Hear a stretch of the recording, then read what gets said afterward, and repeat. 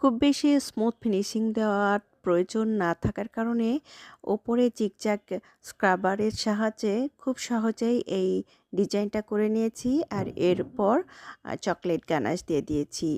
তো এই গানাশটি কিন্তু সুন্দরভাবে সম্পূর্ণ কেকটিতে কভার করে দিতে ঠিক চাইনি, যার কারণে বোর্ডে ছড়িয়ে গেছে অনেকটা পরিমাণ।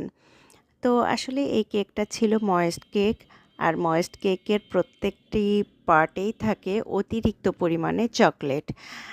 বেক করার সময় চকলেট বাটার দিয়ে বেক করা হয়েছে। তারপর আম কেকটা যখন ক্রাম কোটিং করা হয়েছে তখন কিন্তু প্রত্যেকটি লেয়ারে লেয়ারে chocolate ganache, chocolate cream, sugar syrup সম্পূর্ণ দিয়ে তো এই কেকটি কভার করা হয়েছে।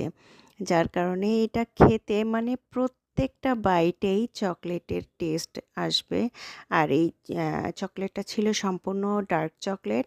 যারা কিনা ডার্ক চকলেট খেতে পছন্দ করে তারা অবশ্যই ডার্ক চকলেট ব্যবহার করলে তাদের কাছে কোনো ব্যাপার হবে না, টেস্টটা ভালো লাগবে। আর যারা ডার্ক চকলেট খেতে পারে না, অনেকের কাছে তেতো লাগে, তারা কিন্তু মিল্ক চকলেট দিয়ে এই কেকটি অনায়াসে সুন্দরভাবে তৈরি করতে পারে।